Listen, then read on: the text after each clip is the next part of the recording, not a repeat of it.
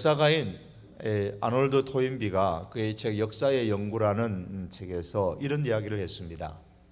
만일 어떤 사람이 그가 지니기에 너무 큰 것을 갖게 되면 반드시 재난을 당하게 된다 그랬습니다. 예컨대 너무도 작은 배에 너무나도 큰 돛을 단다든지, 너무나도 작은 그 몸에 너무 큰 음식상을 베푼다든지, 너무나도 작은 그 영혼에 너무나도 큰 권력을 쥐어주게 된다면 그 결과는 뻔하다, 완전히 전복될 수밖에 없다라는 이야기를 했습니다. 과연 그렇습니다. 너무나도 작은 배에 너무 큰 돛을 달면 어떻게 될까요? 여러분, 종이로 조그마한 배를 하나 만들어서 물에 띄우면서 커다란 돛을 달면 어떻게 됩니까? 전복됩니다. 뒤집어집니다. 너무 작은 상에다가 너무 많은 음식의 상들을, 물건들을 올려놓으면 어떻게 되겠습니까? 상다리가 부러집니다. 영혼이 작은 사람에게 너무 큰 감투, 너무 많은 돈, 너무 높은 인기를 주면 어떻게 되겠습니까? 감당을 못합니다. 뒤집어지고 그의 인생이 부러지고 넘어지게 됩니다. 세상에 그 어떤 것을 넣어도 넘어지지 않는 심령이 된다면, 세상에 그것을 다 넣어주어도 뒤집어지지 않는, 전복되지 않는 그런 심령이 된다면, 그런 심령은 정말 행복한 사람이라, 그런 심령을 가진 사람이 행복한 사람이리라 그렇게 생각을 합니다. 구약 성경에 보시면 인간의 행복과 관련되어 사용되는 단어는 아샤르라는 단어를 사용을 합니다. 이 아샤르라는 단어는 하나님께서 사람을 축복하였을 때에 사람이 어떤 행복한 상태에 있다는 것을 표현하는 단어입니다. 즉, 어떤 사람이 하나님의 복을 받음으로써 현재 복된 상태에 거하는 것, 참된 행복의 상태를 의미합니다. 하나님께서는 때로는 우리에게 아브라함처럼 물질의 복을 줄 수도 있습니다. 요셉처럼 권력의 복을 줄 수도 있습니다. 하나님께서 우리에게 세상의 복들을 줄 수 있는데, 어떤 사람이 행복한 사람이냐? 단지 요셉처럼 세상에 큰 권력을 가진 사람이 되었다고 해서, 아브라함처럼 어떤 많은 재물을 소유한 사람이 되었다고 해서 그것 자체만으로 행복한 사람이라고 할 수 없습니다. 그것을 감당할 수 있는 심령을 가진 사람, 세상에 아무리 큰 권력을 주어도 뒤집어지지 않고 전복되지 않을 수 있는 그런 심령을 가진 사람, 세상의 모든 것을 다 주어도 넘어지지 않을 수 있는, 부러지지 않을 수 있는 사람, 그런 심령을 가진 사람, 그 사람이 행복한 사람입니다. 행복한 상태에 있는 것이죠. 구약이 아샤르를 신약의 헬라어로 번역한 것이 마카리오스라는 단어입니다. 이 마카리오스를 대표적으로 사용하고 있는 곳이 예수님의 산상수훈에 나오는 오늘 본문의 팔복입니다. 이 마카리오스는 무엇보다도 예수 그리스도와 어떤 생명적인 연합을 이룬 사람들에게 허락해 주시는 영적인 행복을 의미하고 있습니다.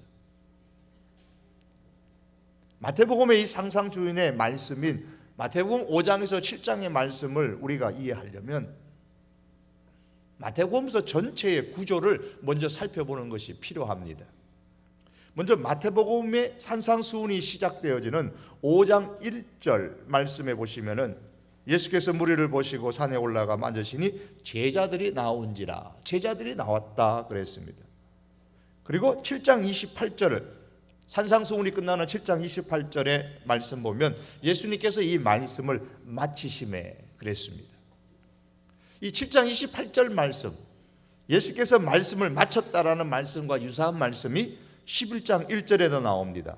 예수께서 12제자에게 명하시기를 마치시고, 또 이 말씀은 13장 53절 말씀에도 나옵니다. 예수께서 이 모든 비유를 마치신 후에, 물론 이 비유의 마지막 말씀도 제자들에게 하신 겁니다. 13장 10절에 보면 제자들에게 말씀하셨고 이 비유의 말씀을 마쳤다 그랬습니다. 그리고 19장 1절의 말씀에도 보면 이와 같은 유형의 말씀이 나옵니다. 예수께서 이 말씀을 마치시고, 누구에게 행한 말씀을 마쳤느냐? 제자들에게 말씀하신 것을 마쳤다, 그렇게 말씀하고 있습니다. 18장 1절에 보면 제자들에게 하신 말씀인 것을 알 수 있습니다. 그리고 마지막 26장 1절에 보시면 같은 유형의 말씀이 또 나옵니다. 예수께서 이 말씀을 마치시고 제자들에게 이르시되, 말씀을 마쳤다. 마태복음은 예수님께서 제자들에게 말씀을 하시고 말씀을 마쳤다. 그래서 예수님의 가르침의 중심으로 해가지고 마태복음 전체를 보면 5개의 묶음으로 그 구조를 나누어 볼 수 있습니다. 예수님께서 제자들을 향해서 말씀을 가르칩니다. 강화, 말씀으로 훈련을 시키시는 겁니다. 그 훈련시키는 것이 마태복음은 크게 보면 5덩어리가, 이렇게 5덩어리가 나옵니다. 말씀을 가르친 대상은 제자들이었고 5개의 묶음의 제각각의 말씀의 주제는 하나입니다. 하나님의 나라입니다. 산상수훈의 주제도 역시 하나님 나라입니다. 이 산상수훈의 말씀, 하나님 나라에 속한 사람들의 삶의 형태를, 스타일을 설명해 주는 내용입니다. 팔복도 그 산상수훈 속에 있는 말씀이에요. 일전에 하나님의 나라에 대해서 여러분과 함께 나누었습니다. 하나님의 나라가 어떤 나라입니까? 하나님의 나라는 하나님께서 통치하시는 나라입니다. 하나님의 은혜로 통치의 지배를 받게 될 때에 비로소 하나님의 나라가 이 땅에 임합니다. 여기서 우리는 창세기 아담의 사건으로 돌아가는 것이 필요합니다. 최초의 사람인 아담과 하와는 하나님의 피조물로서 하나님을 대신해서 땅을 다스리는 부통령으로 세움을 받았습니다. 대통령은 누구예요? 하나님이십니다. 그런데 마귀가 와가지고 아담과 하와를 깨워서 너 붙자 좀 떼어버려라. 너도 대통령 될 수 있는데 왜 자꾸 부통령 하냐? 너도 충분히 대통령 할 수 있는 능력이 있다. 너 이거 아담 이 에덴에 있는 거 모든 거 너가 다스리지 않느냐? 너도 충분히 대통령 될 수 있다. 그래 부추겼습니다. 주제 파악을 못했던 아담과 하와가 정말 그런 줄 알고 땅에서 그럼 우리도 대통령 한번 해볼까? 그래서 붓자를 떼어버리고 대통령 하려고 하다가 대통령도 못하고 부통령도 못하고 사단의 통치 아래 그만 사단의 쫄개로 떨어지고 말았습니다. 세상이란 바로 이런 사단의 통치 아래 떨어진 삶입니다. 죽음의 권세 아래 떨어져서 세상 가운데 살아가는 모든 사람은 이제 사단의 권세 아래서 죽음병에 걸렸습니다. 이 죽음병에 걸린 증상이 무엇이냐면, 여러분 목이 아프고 콧물이 나고 머리가 띵하고 기침이 나면 뭐에 걸린 거예요? 의사도 아닌데 잘 아시잖아요. 그죠? 정확한 건 아니지만 일단 목 아프고 콧물 나고 머리 띵하고 기침 나면 감기 걸렸구나. 병원 안 가도 대충 압니다. 죽음병에 걸렸다. 그럼 그 증상이 뭘까? 그건 바로 고난입니다. 그래서 이 세상에 살아가는 인간은 고난을 벗어날 수가 없습니다. 세계 어느 곳에 가더라도 누구에게 가더라도 고난이라는 것이 있습니다. 왜? 누구나 죽기 때문에, 누구나 죽음이라는 병에 걸려있기 때문에 그렇습니다. 고난은 죽음의 증상이기 때문에 없어지지 않습니다. 따라서 고난 가운데 살아가는 인간은 불행합니다. 인간의 불행의 근원을 한번 따지고 올라가면 어떻게 됩니까? 고난이 인간의 불행의 원인이기도 하지만 고난 이전에 고난이 오게 된 보다 근원적인 원인이 있죠. 그것은 하나님이 대통령이시고 나는 부통령 시켜주셨는데 내가 대통령 하려고 붓자를 떼려고 하는 데서부터 불행이 오기 시작했습니다. 즉 대통령의 통치를 더 이상 받지 않고 하나님의 대통령의 통치를 받지 않고 내가 대통령이 돼가지고 통치를 한번 해보겠다는 겁니다. 거기서 고난이 오고 불행이 오게 된 것입니다. 그러므로 불행을 벗어나서 행복하려면 근원적으로 어떻게 해야 됩니까? 지금의 고난을 없애면 행복해지는가? 아닙니다. 그것은 눈에 보이는 하나의 현상만 치료하는 것일 뿐입니다. 조금 지나면 또 불행해집니다. 불행을 제거하고 행복해지려면 근원적인 치료가 필요합니다. 그 치료법은 하나님을 내 인생의 대통령으로 다시 인정하고 모시는 것입니다. 탁월한 수학자와 철학자인 파스칼이라는 사람이 이런 이야기를 합니다. 인간에게는 한때 참된 행복이 있었다. 지금은 그 흔적만 남아있다. 그런데 인간은 그 흔적을 주변에 있는 모든 것들로 채우려고 하는데 그것은 헛수고다. 그런 이야기를 했습니다. 이런 이야기입니다. 인간은 하나님을 대통령으로 모시고 살 때는 행복했습니다. 그러나 자기가 대통령이 되려고 하는 순간부터 불행하게 되어졌습니다. 그 이후로 인간은 이 죄라는 것 때문에 상실된 행복을 찾기를 원하지만은 찾지 못해가지고 늘 뻥 뚫린 가슴을 가지고 살아가고 있습니다. 그 뻥 뚫린 가슴 속에 세상의 온갖 것들로 채우고 또 채우고 채우려고 하지만 채워지지가 않습니다. 이 뻥 뚫린 가슴은 하나님을 다시 대통령으로 모실 때에만 채워질 수가 있습니다. 하나님을 대통령으로 삼고 하나님의 통치를 받는 사람만이 행복할 수가 있습니다. 파스칼이 한 내용이 바로 그 내용입니다. 성경의 내용이죠. 그러면 아담 이후로 누가 하나님을 대통령으로 삼고 하나님의 통치를 받으며 살 수 있을까요? 다시 말해서 하나님의 나라의 백성이 되려면 어떻게 해야 됩니까? 하나님 나라의 백성이 되는 것은 성경이 우리에게 말씀하기를 예수님을 통해서 될 수 있다고 했습니다. 그래서 예수님께서는 공생의 삶을 시작하시면서 가장 먼저 하신 말씀이 회개하라 천국이 가까이 왔느니라 그랬습니다. 하나님 나라로 초청하시는 주님의 메시지입니다. 지금까지 사탄의 통치 아래 떨어져서 살고 있었던 그런 삶을 청산하고 회개하고 예수님께로 오면 하나님의 나라의 백성이 될 수 있다는 예수님의 메시지입니다. 그러면 하나님의 나라의 백성이 되면 다 됩니까? 아닙니다. 그 다음부터는 하나님의 백성으로 살아야 됩니다. 그럼 하나님의 나라의 백성은 어떻게 살아야 됩니까?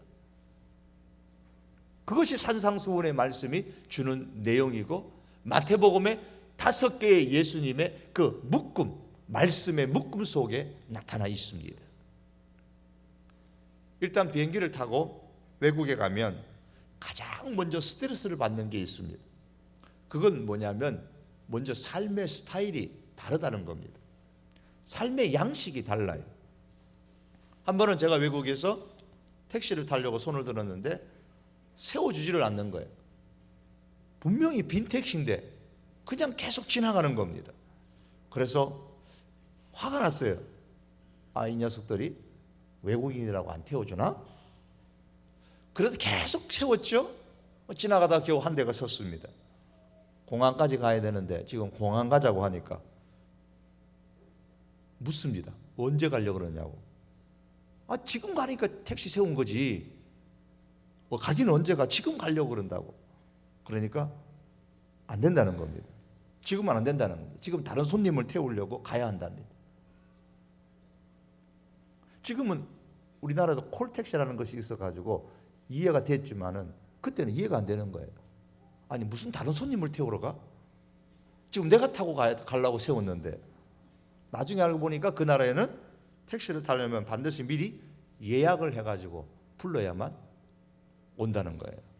즉시에서 택시 타려고 하면 안 태워준다는 겁니다. 이렇게 크고 작은 것에서부터 살아가는 생활 스타일이 다른 겁니다. 그래서 불편해요. 그리고 때로는 그것 때문에 스트레스를 받습니다. 사단의 통치 아래서 살아가는 사람이 그에 맞는 생활 스타일을 갖고 살다가 하나님의 나라의 백성이 되었으면 당연히 하나님 나라의 삶의 스타일이 있다는 것을 알고 거기에 맞추어서 이제 살아가야 됩니다. 그게 성도죠. 성도의 삶입니다. 예를 들면 제가 기술이 아주 뛰어나가지고 국산으로 모든 부품을 활용해가지고 핸드폰을 만들었습니다. 그 원가가 계산해 보니까 1,000원 정도 들었어요. 1,000원 원가가 들어간 아주 좋은 핸드폰을 만들었습니다. 하나님 나라를 다스리는 하나님께서는 그 생산 원가에다가 내가 만드느라고 수고한 금액, 그리고 나와 함께 수고한 사람들의 그 수고에 대한 대가, 그리고 재투자할 수 있는, 또 계속 만들어야 되니까 재투자할 수 있는 금액, 이걸 합쳐서 너 정당한 금액으로 한 10,000원 정도 받고 팔라. 하나님이 나한테 내 마음에 그렇게 말씀하시는 것 같았어요. 그래서 10,000원을 주고 사람들이 내가 만든 그 핸드폰을 사가지고 편리하게 좀 더 업그레이드된 그 멋진 문화생활을 즐기면서 살아갈 수 있게 됩니다. 그런데 어느 날 사단이 내게 이렇게 말합니다. 제품이 워낙 좋으니까 원가는 1,000원이지만 10,000원 받지 말고 너 그거 한 3, 40만 원 받아도 충분히 잘 팔릴 거다. 그렇게 되면 돈을 훨씬 더 많이 벌고 부자가 되고 내가 하고 싶은 건 뭐든지 하고 지금보다 훨씬 더 좋은 집도 사고 훨씬 더 좋은 차도 사고, 그러면 너는 사회적인 지위도 훨씬 더 높아지게 되니까, 그러니까 10,000원 받지 말고 30만 원이나 40만 원 정도 정가를 해가지고 팔라고 말합니다.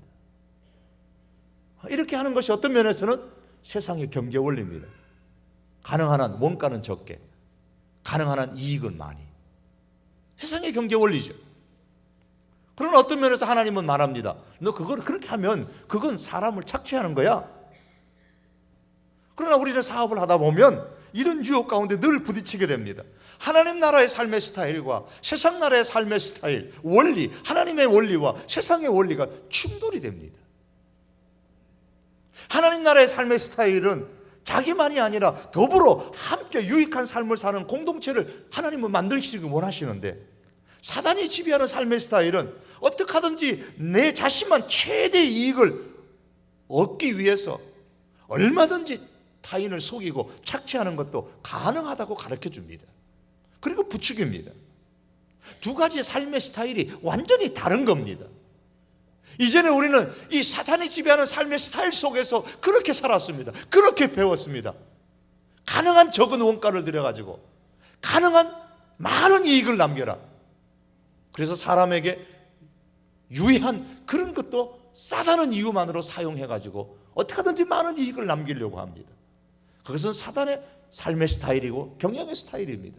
하나님은 그렇게 말씀하지 않습니다. 오늘 산상수훈 특히 팔복은 하나님 나라의 백성으로서 어떻게 살아야 하느냐, 하나님 나라의 백성의 삶의 양식을 우리에게 설명해 줍니다. 너희가 하나님의 나라의 백성이 되었느냐? 너희가 제자가 되었느냐? 예수님의 제자가 되었느냐? 하나님의 사람이 되었느냐? 그러면 이렇게 살아야 된다고 말씀하시는 겁니다. 그 첫 번째 삶의 스타일이 심령이 가난한 상태로 살아야 한다고 말씀합니다.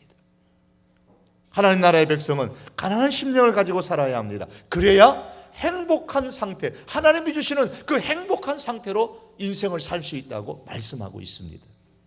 심령이 가난한 자는 복이 있나니 천국이 그들의 것이며, 행복하여라, 행복하여라, 심령이 가난한 자여, 너희에게 천국이 있을 것이라. 행복하여라, 이렇게 말씀한 겁니다. 마카리오스, 행복하여라 말합니다. 우리는 여기서 심령이 가난하다는 말씀을 좀 오해하지 말아야 됩니다. 영적으로 가난하다는 것과 심령이 가난하다는 말은 다른 말입니다. 영적으로 가난한 사람은 그 마음에 하나님의 은혜가 없는 사람입니다. 영적으로 가난한 사람은 그 자신이 가난한 사실을 잘 알지를 못합니다. 라오디게아 교회의 교인들의 특징이 그러했습니다. 나는 부자라 부요하여 부족한 것이 없다. 그러나 주님은 그 교회 교인을 향하여 너희는 가난하다고 말씀하셨습니다. 또 심령이 약한 것과 심령이 가난한 것과는 다릅니다. 심령이 약한 사람은 늘 자기를 비하시킵니다. 심리학에서는 심령이 약한 사람을 일컬어서 낮은 자존감을 가지고 있다고 말합니다. 나는 못났어. 난 아무것도 할 수 없어. 내가 뭘 할 수 있겠어. 나는 우연히 어쩌다가 만들어진 세상에 별로 중요하지 않는 그런 존재라고 생각을 합니다. 나 같은 사람은 세상에 어디 가도 쓸모가 없다고 말합니다. 나는 잘못 만들어진 존재다. 나는 실패작이야. 이게 낮은 자존감을 가진 사람들이 생각하는 사고방식입니다. 이것은 심령이 약한 것입니다. 자기 같은 사람은 세상에 있어도 아무 쓸모짝이 없는, 도움이 안 된다고 생각합니다. 그래서 낮은 자존감을 가진 사람은 자기를 이렇게 비하시키는 겁니다. 이런 사람은 다른 사람이 늘 자기를 받아줄 것을 기대하고, 만일에 다른 사람이 조금만 받아주지 않으면 그냥 화를 냅니다. 화가 나는 이유가 뭐냐면, 안 그래도 내가 내 자신이 못났다고 생각하는데 저 사람이 대놓고 나를 못났다고 그렇게 여기니까 화가 더 나는 거예요. 그래서 낮은 자존감을 가진 사람일수록 더 화를 잘 냅니다. 이런 마음은 결코 심령이 가난한 것도 겸손한 것도 아닙니다. 다만 심령이 약한 것일 뿐입니다. 심령이 약한 사람일수록 그에 따르는 고통이 따르게 됩니다. 또한 물질적으로 가난하다는 것과 심령이 가난하다는 것과는 다릅니다. 이 세상에는 가난한 사람들이 너무나 많습니다. 지금도 이 세상에는 한 끼 밥을 먹을 수 없어서 굶주려 죽는 사람들도 부지기수입니다. 요즘 매스컴에서 나오는 내용 중에 하나가, 이슈가 뭡니까? 유럽으로 계속해서 누가 옵니까? 난민들입니다. 살기 위해서 그 가난한 백성들입니다. 그런데 이들이 다 행복한 사람이라고 말할 수는 없죠. 성경은 재산이 없는 사람은 행복한 사람이다 그렇게 말하지 않습니다.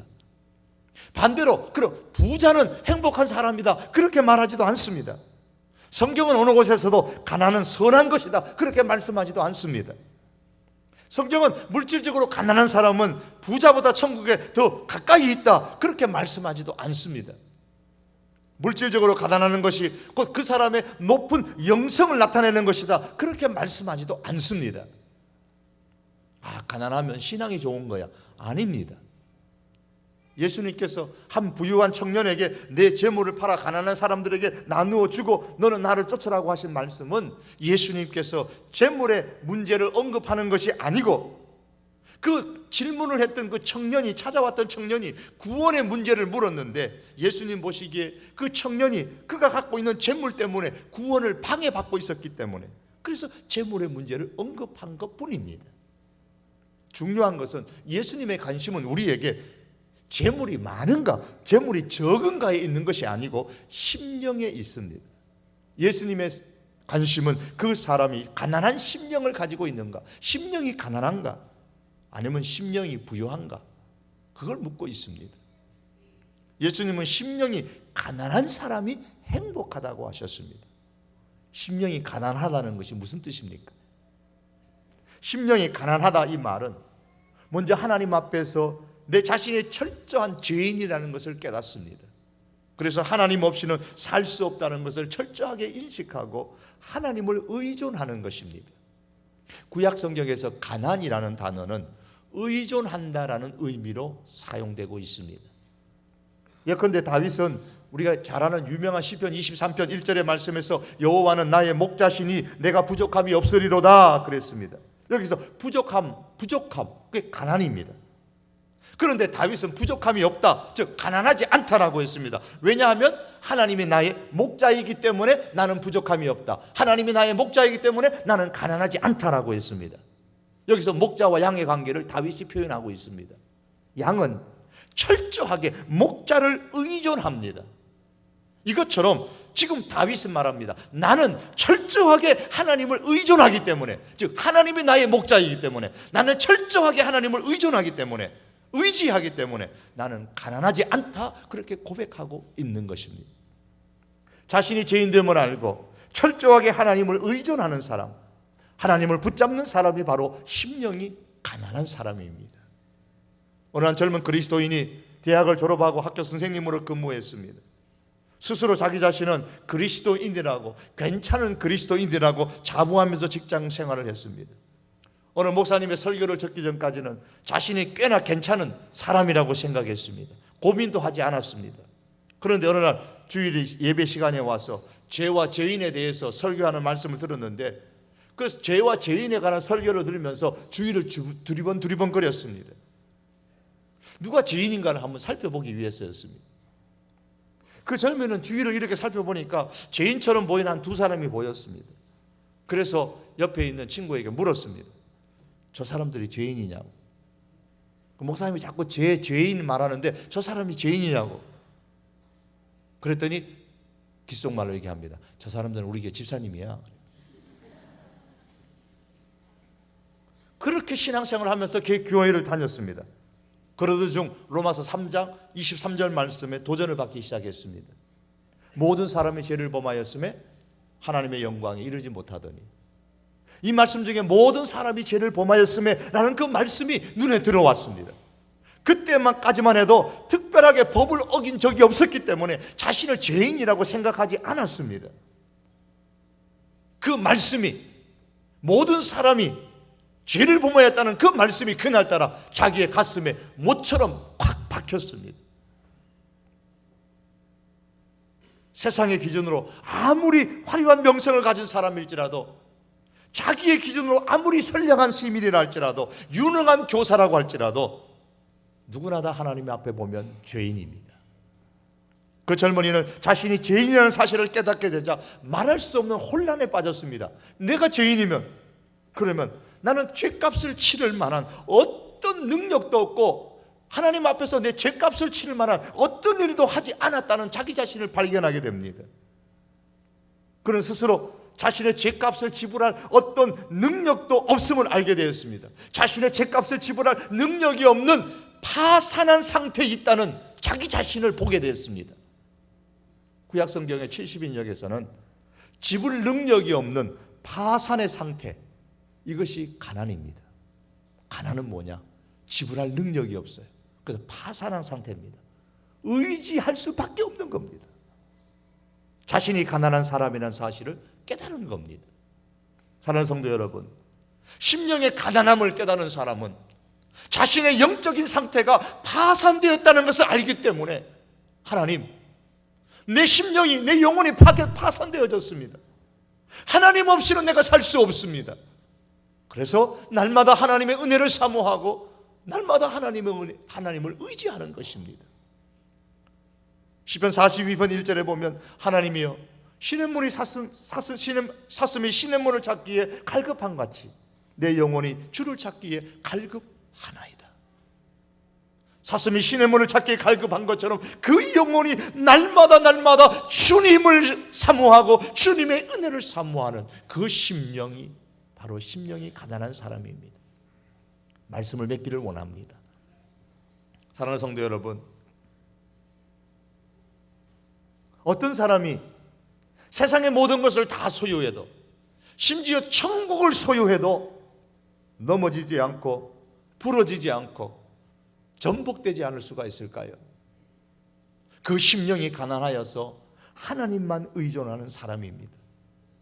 하나님을 전적으로 의지하는 심령을 가진 사람은 그 심령에 세상의 모든 것을 다 넣어도, 천국의 모든 것을 다 넣어도, 천국에 하나님이 주시는 은혜를 다 넣어도 감당할 수 있는 사람입니다. 넘어지지 않습니다. 그가 바로 행복한 사람입니다. 그러므로 여러분, 우리가 하나님 앞에 기도하며, 우리가 신앙생활하면서 하나님 세상에 무엇을 넣어주십시오, 우리 자식에게 뭘 넣어주십시오, 내 인생에 무엇을 넣어주십시오 라고 말하기 전에 하나님께서 그것을 넣어주었을 때에 과연 나는 넘어지지 않을 그런 심령을 가지고 있는가? 하나님께서 내게 무엇을 넣어줘도 넘어지지 않을 수 있는 그런 심령이 가난한 사람인가? 전적으로 하나님을 의존하는 사람인가를 우리는 먼저 자기 자신을 볼 수 있어야 됩니다. 나는 파산한 상태에 있는 존재라는 사실을 깨닫고 우리의 전생의 가운데서 하나님만 의존하고 하나님만 의지하여서 하나님께서 우리에게 무엇을 넣어준다고 할지라도 넘어지지 아니하고 넉넉히 행복한 상태에 있는 그런 하나님의 백성들이 될 수 있기를 주님의 이름으로 축복합니다. 기도하시겠습니다.